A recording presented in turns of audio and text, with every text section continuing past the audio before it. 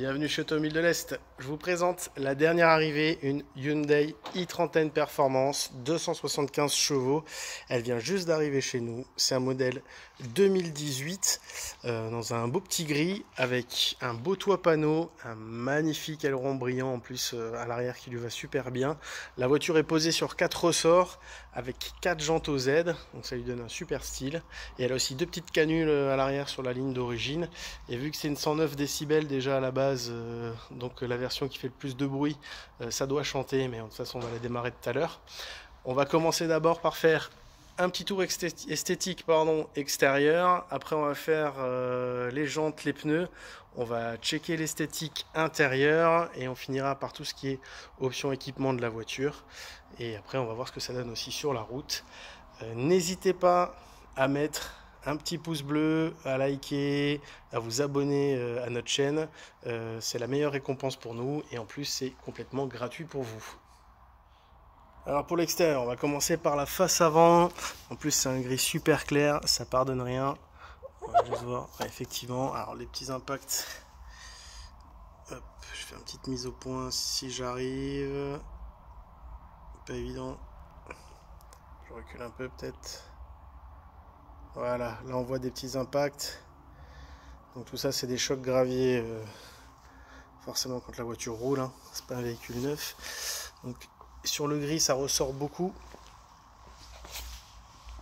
Enfin beaucoup. Si je vous montre exactement, voilà, mon doigt à côté, vous avez la taille de l'impact. Si je recule d'un pas, elle paraît neuve, hein. Donc c'est vraiment qu'on a le nez collé dessus. Au niveau du capot, pareil, des petits impacts de gravier. Voilà, des choses comme ça. Donc c'est pas énorme, mais c'est présent. Ça, c'est des choses qui sortent pas au lustrage en plus, hein. Ça sort que avec une peinture. On va faire la baie de pare-brise, qui est nickel. On va commencer avec le flanc. Côté conducteur, alors je regarde en même temps. Ah, j'ai la clé en poche, donc la voiture n'arrête pas de s'ouvrir et de se fermer à cause du keyless. Je vois pas de bosse ou de coup de portière. Elle est propre. Bon, avec ces petits déflecteurs intégrés là.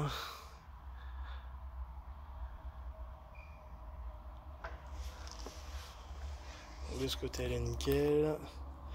À l'arrière, on voit les petites canules, hein, qui sont pas d'origine. La ligne l'est, juste vraiment les embouts.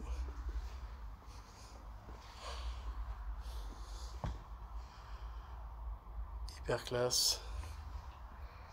La couleur est vraiment top, hein. Alors ça tire peut-être, je sais pas comment ça va rendre sur l'écran. À l'œil nu ça tire presque sur du bleu, mais c'est vraiment un gris, une espèce de gris bleu. Et sur la carte grise elle est notée grise. Ce côté de ce flanc, je vois, ah si, je vois une petite bosse sur là. Alors ça je pourrais peut-être le sortir, en plus elle est juste ici. Je sais pas si on le voit. Ah, j'essaie de pas faire passer un reflet, voilà, là on le voit. Hyper léger, petit coup de porte ça. Heureusement ça n'a pas touché la peinture, ça devrait se sortir. Le petit N sur le... Bon, à chaque fois ça me fait penser à la New Team. C'est marrant. Donc de ce côté là, petite bosse sur la porte arrière qui se voit quasiment pas mais qui est quand même présent et qui, je pense, on peut sortir, on devrait pouvoir le sortir sans trop de problèmes. Et si vraiment j'arrivais pas à le sortir, elle passera chez le débosseleur. Comme ça elle sera nickel. Voilà, on va passer à tout ce qui est jantes et pneus. Alors au niveau des pneus, on est sur du Goodyear. Alors, on va voir la dimension, c'est du 235 35 19, c'est déjà du beau gommard. Là c'est du Goodyear, c'est un pneu qui est de 2022 et qui est quasi neuf. À savoir qu'un pneu neuf, on est entre 8 et 10 mm en fonction du fabricant. Là on est sur un pneu qui est entre 7 et 8 mm, que ce soit devant et derrière d'ailleurs. Donc on est sur du pneu quasi neuf. Au niveau de la jante, je crois qu'elle est nickel. Donc c'est par contre, hein, c'est des vrais OZ Racing. Donc voilà, pour ceux qui connaissent, ils savent ce que ça coûte des OZ. Vraiment le léger croc Ça c'est limite dû au montage, parce qu'en plus c'est du 19 en taille basse, c'est chaud à monter. C'est des pneus à rebord, je sais pas si on le voit bien. En fait le pneu vient protéger la jante, ça c'est vraiment tip top. C'est pas loin d'être des pneus premier prix, très loin d'être des jantes premier prix. Je peux dire de bêtises maintenant, ça fait longtemps que je travaille avec OZ, mais si je dis pas de bêtises, c'est des Superleggera, ou du moins ça y ressemble beaucoup. Je connais pas les nouvelles gammes. Et puis après en plus il y a le petit mono avec le N de Hyundai Sport sur fond carbone, donc très très classe. Un petit soin sur les détails, ça j'aime beaucoup, avec valve métallique, enfin bref, vraiment tip top, les petits boulons chromés. Il y a tout ce qu'il faut. Elle est posée en plus comme il faut, j'adore. Elle est vraiment magnifique. Ah, si je pensais pas dire ça il y a 10 ans d'une Hyundai, mais là j'adore. Alors à l'arrière pareil, du Goodyear nickel. Donc pareil 7-8 mm. Ah, là, par contre, alors à mon avis elle avait pas ses pneus d'office sur les jantes, parce que là il y a une petite touchette là sur cette longueur là. Là encore un petit peu. Alors bon, l'avantage c'est que c'est des jantes qui sont dans une teinte gris sombre et ça se voit pas comme sur du gris clair. C'est ça, bah là aussi. Voilà, celle-là elle a fait. Et à mon avis, c'est après que le gars s'est dit je vais monter des pneus boudins, ça va les protéger. C'est pas déconnant.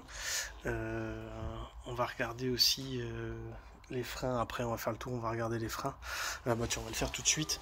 Donc, niveau pneumatique et jantes. Côté passager, pneumatique, on est sur du quasi neuf, jantes touchées à l'arrière, à l'avant quasiment nickel. Les disques sont quasiment neufs. Il y a vraiment une légère usure. Je vais quand même freiner de temps en temps. Je fais une petite mise au point. Voilà, là on voit les plaquettes. Donc les plaquettes, pareil, elles sont pas neuves, mais je dirais qu'elles sont bouffées à peu près à 50-60%. Donc il en reste encore pas mal. Après, comme on disait souvent chez moi, si tu freines, t'es un lâche. Non, là quand même pas. Surtout que ça marche très très fort. C'est une très très bonne surprise.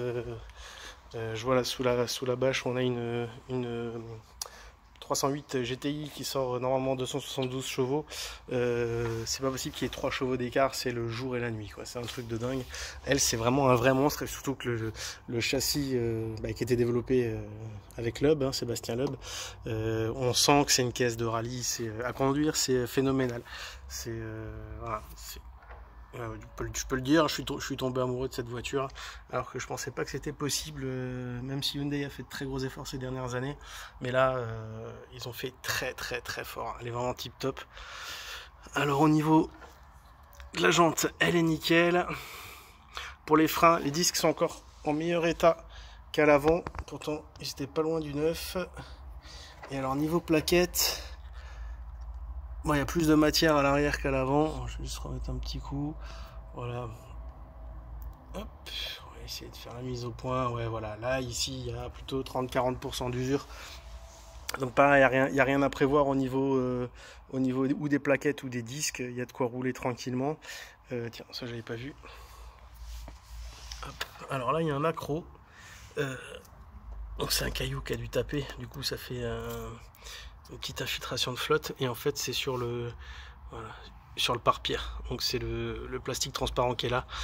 Ça se change, ça se décolle, hein. Des coups de décapeur thermique, pas trop près sinon vous cramez la peinture. Ça s'enlève, on peut en poser des nouveaux ou carrément les supprimer et puis en mettre d'autres, mais bon, vous risquez du coup d'avoir des petits coups de cailloux. Voilà, niveau jantes, pneus, on a fait le tour. Une gueule en plus, elle est vraiment phénoménale, l'aileron, tout. Enfin bref, on va maintenant checker un petit coup l'intérieur et après on va faire le tour des options. Alors on va commencer avec le panneau de porte côté passager. Ok, nickel. Le tableau de bord. Donc on n'est plus sur les mêmes plastiques qu'à l'époque, hein, hyper rigide. C'est pas encore le molletonné de chez BM, hein, mais il y a déjà une sacrément grosse évolution. Bon, pour être complètement franc, hein, ça détruit même pour moi une Mégane, ou une Clio bien sûr largement. Surtout la Clio, c'est pas le même tarif, mais disons que sur une Mégane qui s'approche plus de ce prix-là, en termes de qualité de finition, ça joue dans la même cour, hein, facilement. En plus, souvent mieux équipé, comme là les sièges électriques à mémoire côté conducteur, enfin bref. De toute façon, on va faire le tour des options après. Donc, passager avant, c'est nickel. Porte arrière. Voilà, des petites traces de chaussures. Ça, c'est des choses qui partent à la prépa. Donc là, la voiture, elle vient juste d'arriver. Elle est dans son jus. Elle n'a pas été préparée, rien du tout. Même les tapis de sol sont dégueulasses. J'ai un peu honte, mais bon. On fait les vidéos quand on a le temps. Alors, j'ai vu 2-3 défauts là. Ici. Et ici, je sais pas si on voit des appuis. Alors, je pense qu'il y avait un siège enfant, mais alors c'est marrant, j'aurais dit sur le milieu. Non, peut-être sur le passager aussi, il y a des traces de siège enfant. Alors ça c'est pareil, hein, c'est des choses qu'on arrive à faire partir. Pas à 100%, mais du moins à diminuer les traces. Et de toute façon c'est à l'arrière. C'est pas une voiture faite pour monter à l'arrière et pour se faire promener. C'est pas une classe S. Donc le coffre est plutôt pas mal. Gros soleil là qui me fait un reflet. Le coffre est pas dégueulasse. En plus sur cette version là, donc il y a le 2 tiers 1 tiers. Sur la noire qu'on avait, il y avait une barre de renfort supplémentaire sur le train arrière. Donc je pensais pas, mais c'est quelque chose d'optionnel. Apparemment ils l'ont pas toutes systématiquement, ou alors il l'a fait enlever, mais j'y crois pas. Ça devait être une option sur une rigidité châssis. Mais bon, vu que la voiture est posée de toute façon, elle doit être déjà assez rigide comme ça. Donc là voilà, pareil. C'est ultra léger sur les plastiques. Après voilà, c'est l'usure quotidienne, hein. Vous mettez un carton dans le coffre, vous accélérez 2 fois, ça vient taper contre le plastique, ça fait une trace, hein. Alors là on voit bien l'aileron par contre là, avec le petit troisième feu stop un peu type F1 mais triangulaire, donc rien à voir avec la F1, mais bon, vous m'avez compris. L'aileron il va comme un gant. Je suis pas un fan de rajout, mais là non, ça lui va très très bien. En plus avec le toit panneau, le reste est en noir, donc tout brillant, c'est parfait. Donc côté conducteur à l'arrière, ouais, comme je vous disais, les traces c'est ça, c'est vraiment super léger. Et sinon la coudre derrière, hop, solution, porte canette, il n'y a plus de traces. On va faire le dossier du siège. Ouais, oui. Vu les traces sur le dossier, il y avait du siège enfant à l'arrière. Bah, il devait être bien, les gamins. Là, c'est pas les enfants réveillez-vous, papa double. C'est plutôt les enfants réveillez-vous, papa est en train de fumer tout le monde. Donc là, pareil, une petite marque. Je pense que, ouais, pareil, siège enfant, il devait venir en bord de siège. Et ça devait appuyer ici. Donc on sent un léger enfoncement, mais enfin, je sais même pas si ça se voit. Bon, déjà la trace, ça c'est sûr ça part, mais ça se voit même pas. Si, ça se voit un petit peu. Ouais, c'est même plus impressionnant en vidéo qu'en vrai, dis donc. Et la porte côté conducteur, la porte conducteur d'ailleurs.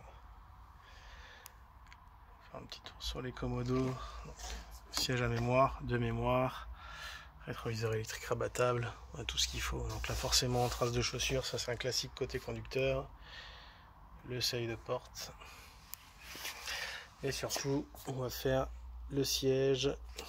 On sait qu'ils sont un petit peu fragiles, comme beaucoup de baquets, hein.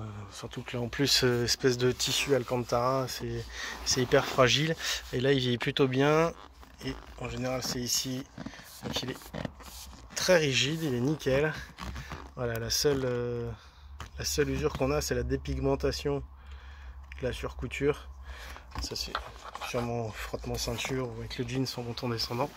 Et on va voir au niveau de l'assise ici, non c'est nickel. Le petit siège électrique avec les réglages dorsaux lombaires, donc c'est vraiment impeccable. Bon allez, on va checker les options et puis on va démarrer la bête aussi. Bon alors, niveau équipement, bien entendu, toit panneau, aileron, ressort court, jante aux Z. les petites canules,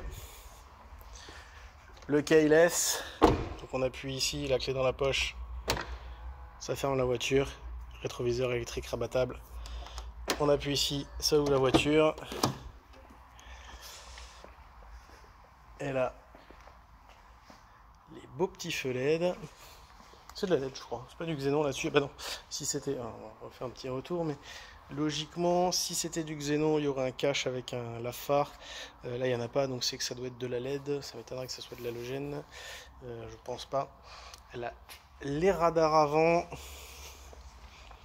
les radars arrière. Hop, on va s'installer.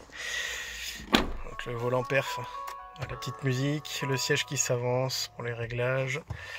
On débraye. On réveille la bête. Entretien, ça c'est prévu. Donc voilà, la révision sera faite sur la voiture. Alors on va fermer la petite dalle vitrée. Le store électrique, assez rare sur cette catégorie là.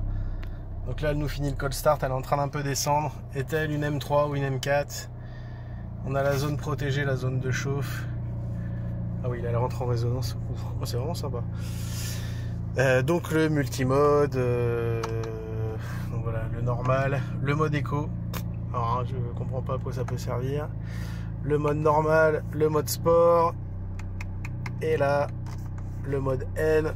Donc là, elle passe en furie totale. C'est juste monstrueux.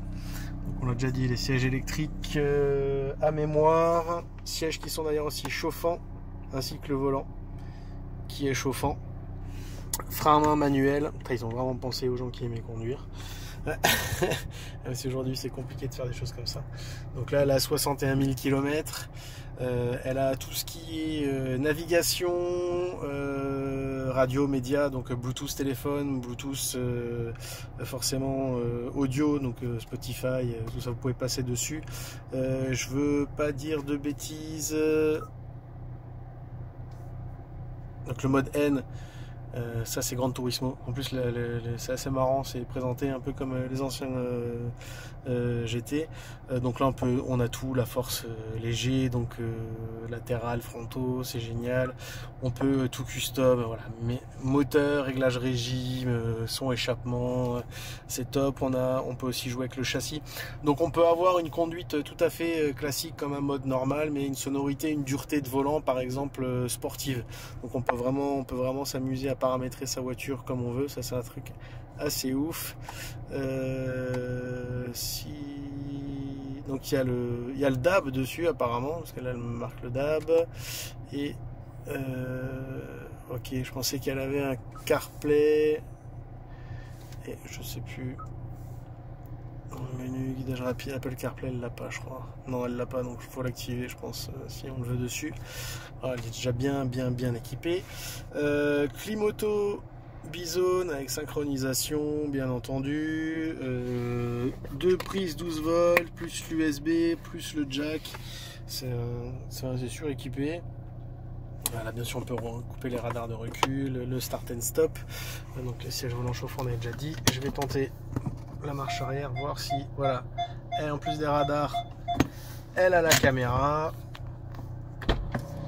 Elle est vraiment le petit porte-lunettes de soleil, un truc qu'on n'utilise jamais. Pour ranger les clés, c'est pratique. Le petit vide-poche. Voilà, je suis à 2000 tours. Hein. Feu auto, bien entendu. Hop, on va les activer d'ailleurs. Feu auto, essuie-glace automatique, régulateur de vitesse qui n'est pas adaptatif. Moi ça me déplaît pas, je préfère les classiques. Une espèce de line assist. Alors par contre on a un petit logo qui se remet. Alors par contre c'est un line assist super soft, dans le sens où elle vous avertit que vous franchissez une ligne sans clignotant, mais vous n'avez pas le volant qui revient automatiquement. On n'a pas cette sensation où c'est la voiture qui conduit et puis vous. Moi, je suis désolé, hein, mais là 2500. On va peut-être faire un petit 3000 après. Donc comme dit, elle va passer en révision. Donc vu que les pneus, tout, la lecture des panneaux, affichage des panneaux, comme elle a les pneus, les disques, les plaquettes et la révision qui est faite, il n'y a rien à prévoir sur la voiture. Donc très sympa. Donc voilà. Là ça se... Oui, ça y est, elle est passée en mode nuit, donc on a tout l'éclairage en bleu. C'est pas flagrant parce qu'il fait pas nuit, mais c'est vraiment très sympa sur le volant, tous les commodos autour. Donc l'ambiance de nuit est vraiment hyper classe. Tout est bien pensé. Franchement, c'est une voiture qui est super bien pensée. Et voilà, j'avais ouvert parce que je voulais encore juste vous faire le petit tour du volant. Il m'a l'air propre. Ouais. Photo sympa. Et allez, un dernier petit coup de gaz. J'étais à 3000, hein, j'ai pas forcé quoi, hein, donc il y a de la marge. De toute façon, je pense qu'on va faire une vidéo ou deux où on la fait un peu quand elle est bien chaude, on va la faire clapoter un petit peu et tomber des rapports, hein, pour voir comment ça réagit, parce qu'elle doit être super impressionnante. Elle claque 2 fois plus que celle qu'on avait déjà, alors qu'apparemment il n'y a que des canules. Je crois que je vais quand même me glisser sous la voiture et vérifier qu'il n'y ait pas une demi-ligne, parce que waouh, c'est là le bruit est juste magnifique quoi. Bon allez, sur ce, n'oubliez pas de nous mettre un petit pouce bleu, un like, un commentaire, vous abonner à la chaîne, ça nous fait super plaisir. Il n'y a pas plus grand remerciement pour notre boulot. Et puis pour vous, c'est complètement gratuit en plus. Et puis comme ça, vous verrez toutes les nouveautés qu'on rentre. Allez, à bientôt. Bon, j'ai pas résisté à la plongée dans le noir. Donc là, comme ça, on voit la signature lumineuse qui est juste top. Et donc, ça a bien l'air d'être des xénons à l'avant et non du full LED. Ce qui est assez étonnant, parce qu'en général il y a des lave-phares. Je vais checker ça quand même. Voilà, la signature lumineuse est dingue, et surtout là où c'est vraiment le plus sympa, voilà, c'est dans l'habitacle. Alors par contre je vais rentrer, on va fermer la porte pour pas qu'il y ait le plafonnier. Et voilà, comme je le dis, on a tous les commodos qui s'allument bleu. Et l'ambiance est super sympa, c'est pas agressif, c'est même plutôt joli. Donc c'est très très cool. Donc le moins de petits boutons, même la vie de passager, tout. On a cette petite lumière bleue et qu'on retrouve sur tout le volant. Et surtout sur les boutons les plus importants. Donc voilà, c'était juste pour vous montrer ça en plus. Et allez, on va aller tout de suite faire un tour avec.